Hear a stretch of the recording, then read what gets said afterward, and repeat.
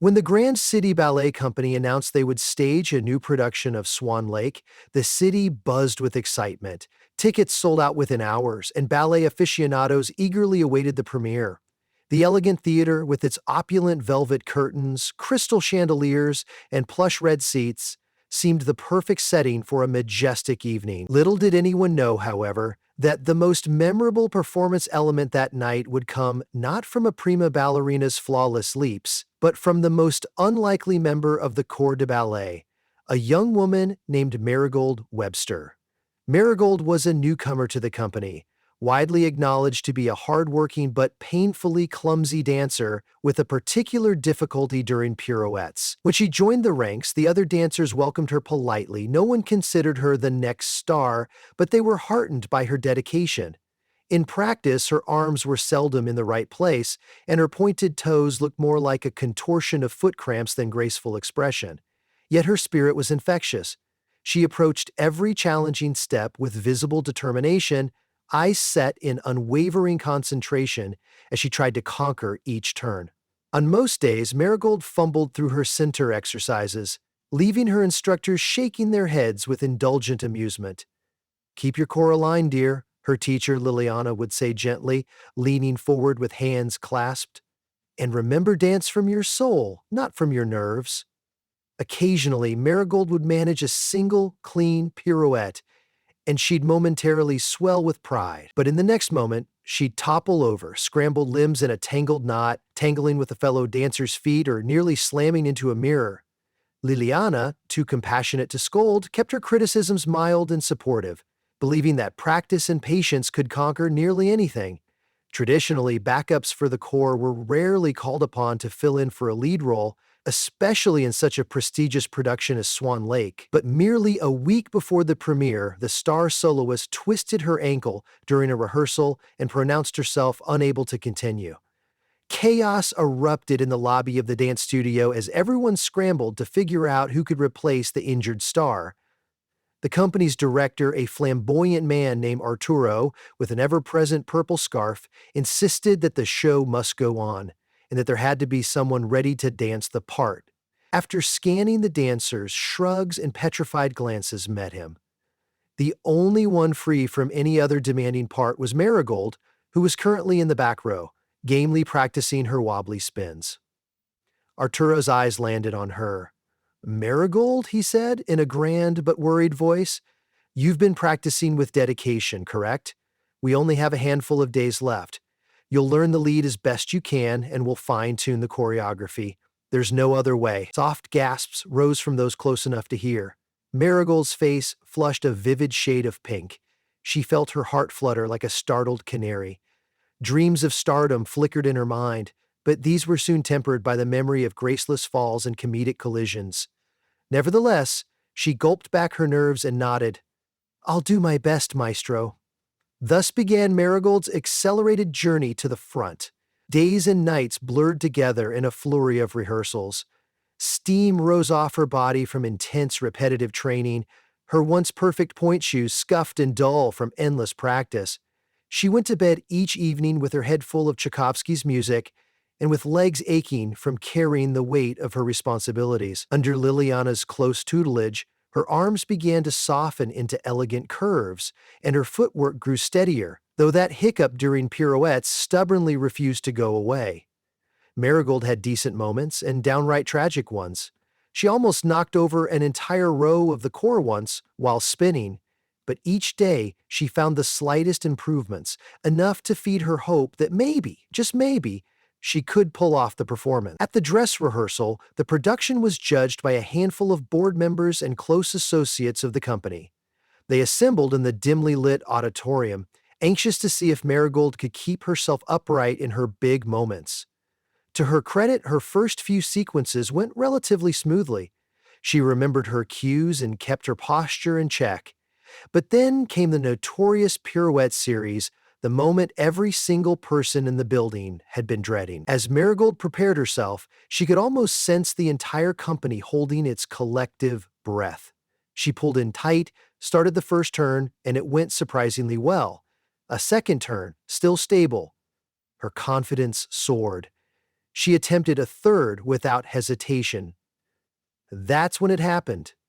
Her momentum didn't slow as it should have. Instead, it multiplied, like an unstoppable top, spinning faster and faster. Round and round she went, arms pinned to her side, eyes wide in shock.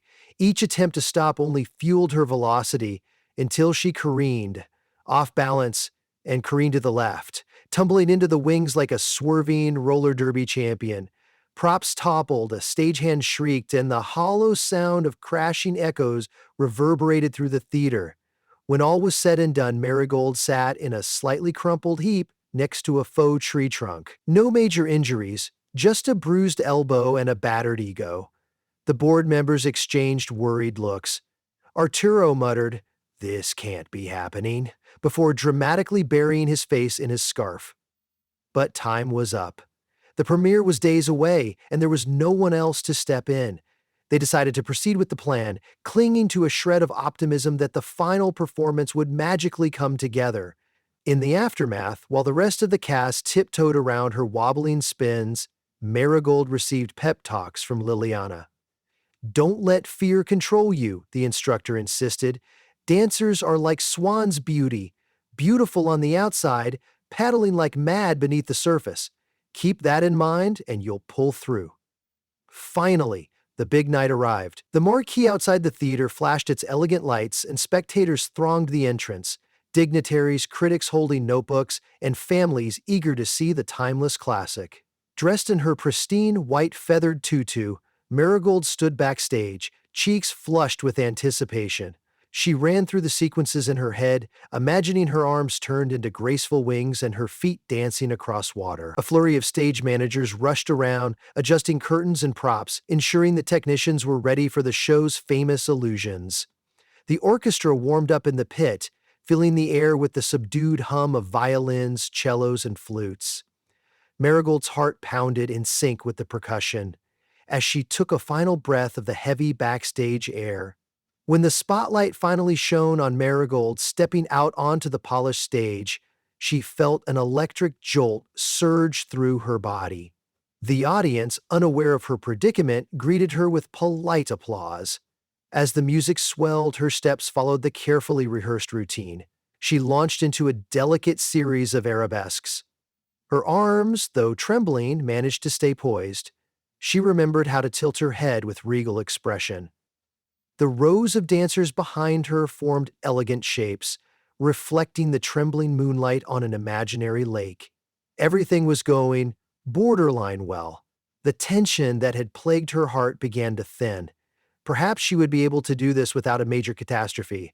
But halfway through Act 1, there came her first real test, a brief solo featuring several consecutive turns. Her heart seized like a startled rabbit. She lifted onto point, took a breath, and launched herself. The first spin was acceptable, the second was shaky but not awful. On the third, she felt that familiar slip, her core lost alignment, and instead of gracefully slowing, her momentum soared. She spiraled like a figure skater who forgot the laws of physics.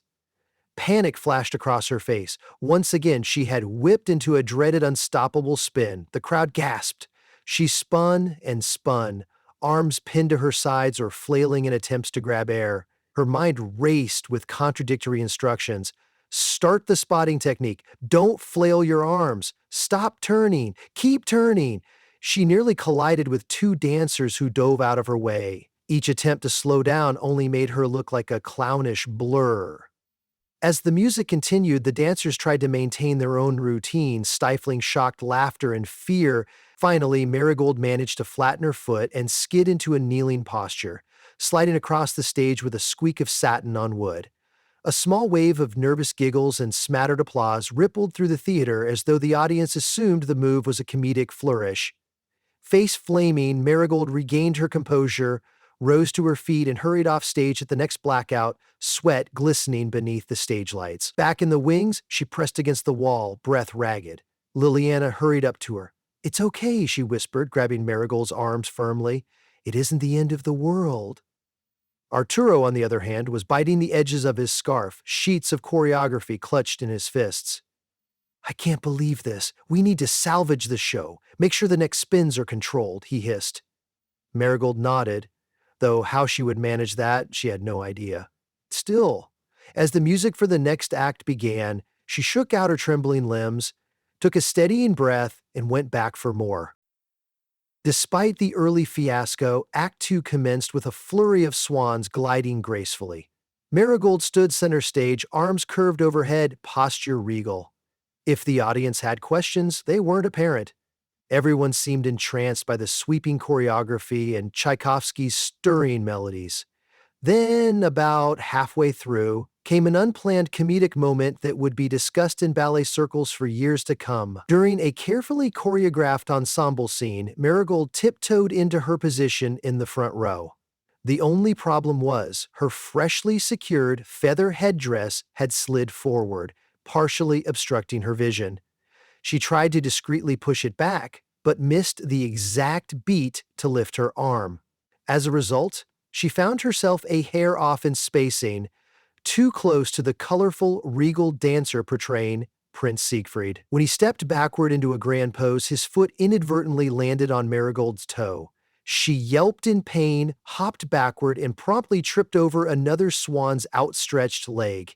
Chaos erupted. The entire line of dancers began to scramble and wobble like dominoes. Quick reflexes from the rest of the corps prevented a complete pileup, but it was close. Prince Siegfried stifled a cringe while gently helping Marigold back to her feet. If not for the hush of the music, the crowd might have erupted into laughter. Instead, a collective tension fell over the stage, uncertain whether this comedic undertone was intended or simply an unfortunate mishap. By some miracle, the rest of Act Two ended without further disasters. Marigold exited, cheeks warm with embarrassment, stepping carefully off stage so she wouldn't trip on the conductor's podium or crash into a stage light. In the dim corner behind the curtains, she leaned back to catch her breath, her heart pounding. Liliana approached her with a small smile. "Believe it or not, you're doing better. Yes, you've had some incidents, but the audience is still enjoying the show. They're enthralled by your spirit. Now gather yourself for Act Three." Marigold closed her eyes for a moment, her ears still ringing with the sound of applause. She was pinching the bridge of her nose when the stage manager scurried over. 3 minutes, he announced, tapping his watch for emphasis. The final act with another dreaded solo loomed ahead. In theory, the choreography called for a breathtaking sequence of turns that showcased the dancer's mastery. In practice, it was a ticking time bomb for Marigold. She took a swig of water, inhaled deeply, and repeated Liliana's earlier words, "Dance from your soul, not your nerves." When Marigold returned for the finale, the stage glistened with a shimmering set piece, a grand ball, with dancers in vibrant costumes forming an archway. She took her place. The music soared, each instrument layering tension on top of the next.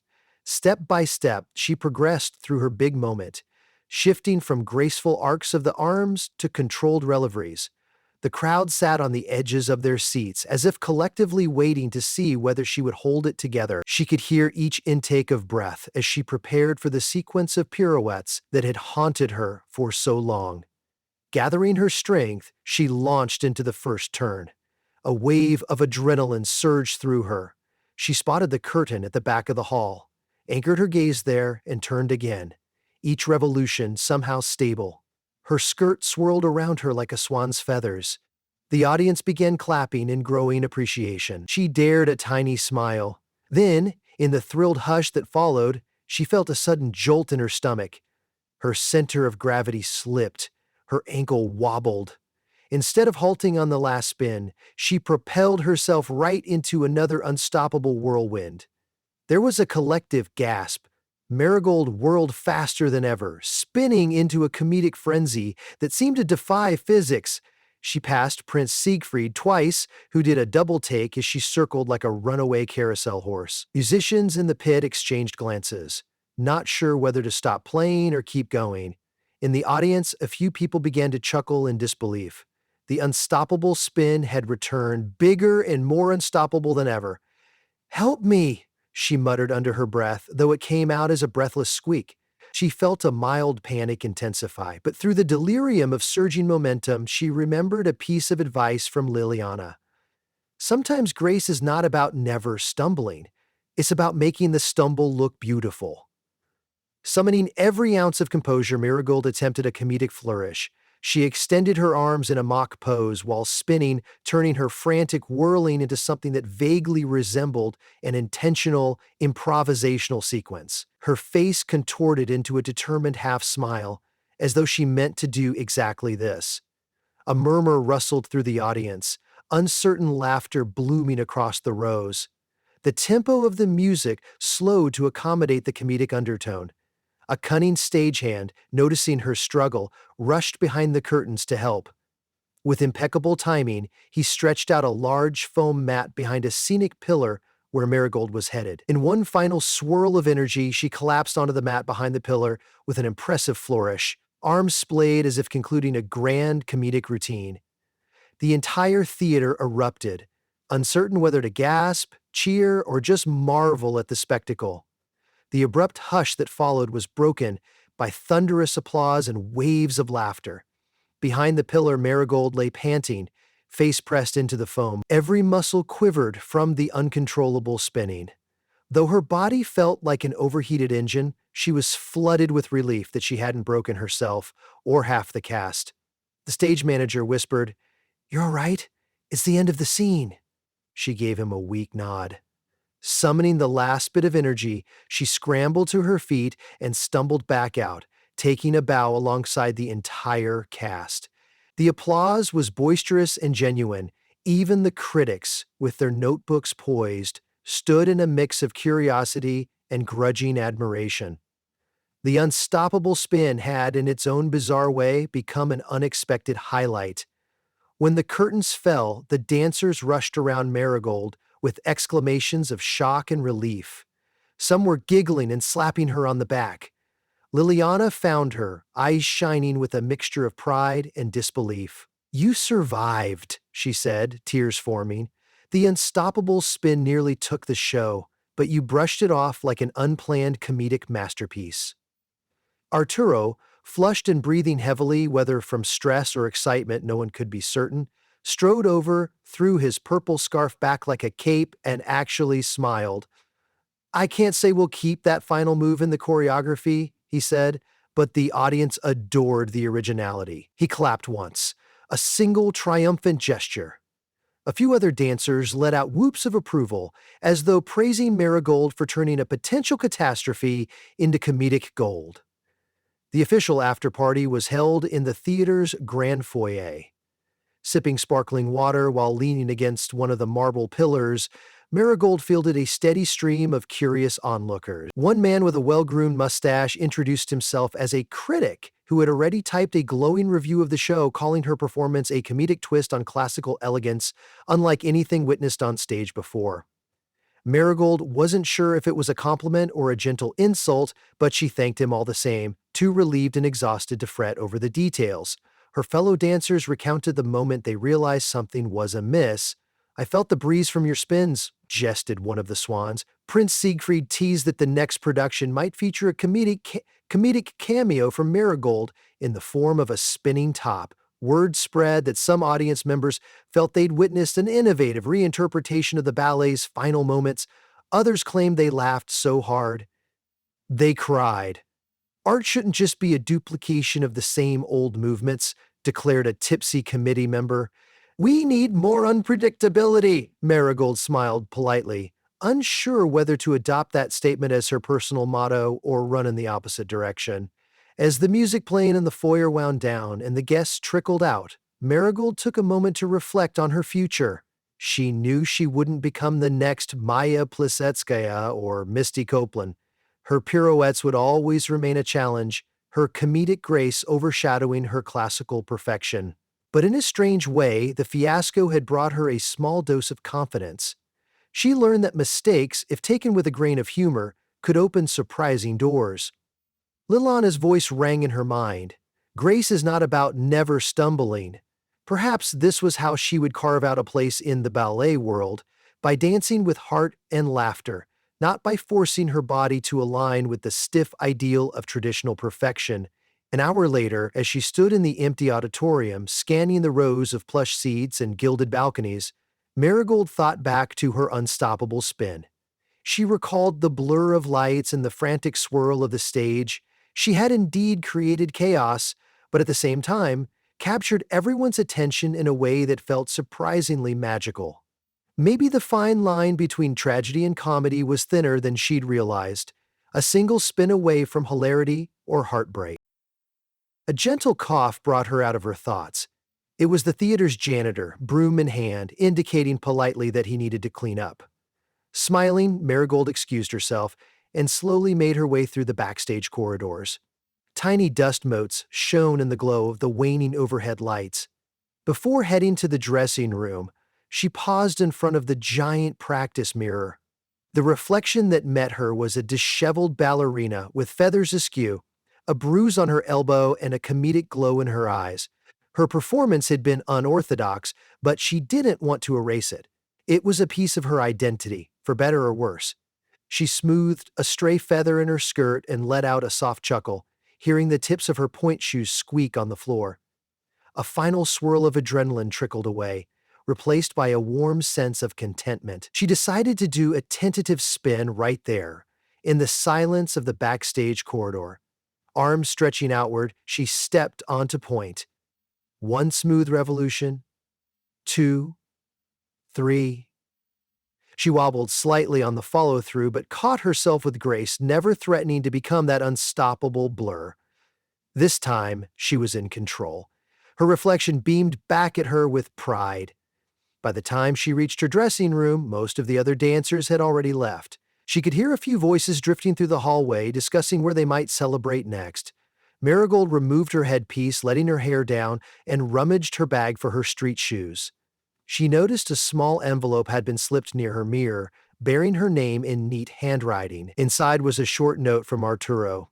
"Marigold, you were brave tonight. Even though that spin took on a life of its own, your quick thinking and determination saved the show. Keep practicing, you have something special." She traced her finger over the words and felt equal parts anxious and touched. Arturo rarely offered compliments. His style was more flamboyant tangents and dramatic sighs. The message reassured her that her accidental comedic triumph might blossom into a new kind of opportunity. Stepping onto the street outside, the night air was crisp against her flushed cheeks. Groups of theatergoers lingered, still buzzing about the performance. A few recognized her. "That's the spinning ballerina," one said in excited tones. Another waved, giving her a thumbs up. She waved back, shyly, not sure whether to curtsy or laugh. The gentle hum of traffic, coupled with distant city lights, made the moment feel surreal and dreamlike. She hopped into a waiting taxi, sank into the seat, and replayed the performance in her mind. The unstoppable spin, though chaotic and nerve-wracking, had crystallized into a comedic spectacle that people would talk about for months, maybe years. In the days that followed, the ballet press wrote of the production with varied takes. One widely circulated review read, "A valiant effort by a new leading lady. Though her spins may have upstaged the choreography, there's a raw comedic charm in her dancing that can't be taught."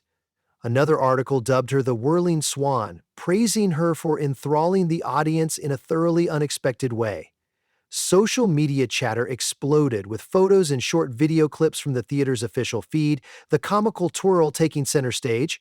Some loved it, some were appalled at the break from tradition, but everyone was talking about it, keeping the Grand City Ballet Company firmly in the public eye. Marigold found herself with a swirl of different emotions. Part of her felt uneasy. She hadn't done the classical role justice in the way she'd dreamed. At the same time, she couldn't help but relish in the positive attention and the newfound sense of belonging. She began to receive invitations to comedic dance segments and smaller avant-garde shows around the city. Interestingly enough, some producers adored her comedic bent, seeing it as a fresh take on ballet's sometimes overly rigid image. Liliana took her aside one morning to say, "Marigold, success is not about how perfectly you follow a centuries-old script. It's about how you express your humanity. And you bring a lot of that, spins or no spins, In the months after that chaotic night, the unstoppable spin became Marigold's signature move. She did everything she could to refine it, practicing controlled comedic twirls that allowed her to stop at will. Sometimes she succeeded smoothly, drawing laughter and surprise as she ended a playful flourish. Other times, the unstoppable spin lived up to its name, sending her spinning halfway across the stage, but never once did she lose her sense of humor about it, nor her desire to keep dancing. She saw it as a whimsical quirk that made her stand out in a sea of identical, perfectly turned out dancers. Eventually, Marigold returned to the big stage in another production, an original piece that Arturo created specifically for her comedic talents. This time, the unstoppable spin was woven cleverly into the storyline, serving as a grand comedic highlight rather than an accidental mishap. She channeled all her pent-up nerves into a free-flowing energy that left audiences roaring with delight. Critics either labeled it genius or unbelievably odd, but that was the thrill of it. She was forging a path beyond the confines of classic ballet norms, proving that mistakes needn't be damning if they became part of a dancer's unique style. Looking back at the day she first fell on her face in the studio, Marigold realized she had never been a traditional ballerina. Her destiny was to bend, break, and spin right through those expectations, turning them on their head. Sure, she still loved the elegant lines and romantic beauty of classical ballet, but she understood that she could also embrace comedic timing, comedic flair, and the magnetic pull of her unstoppable spin blended in a way that might just enchant a modern audience hungry for something new. And if she had to spin out of control every once in a while, well, so be it. As Liliana would say, dance from your soul, not from your nerves. And it seemed that, at long last, Marigold had truly learned how.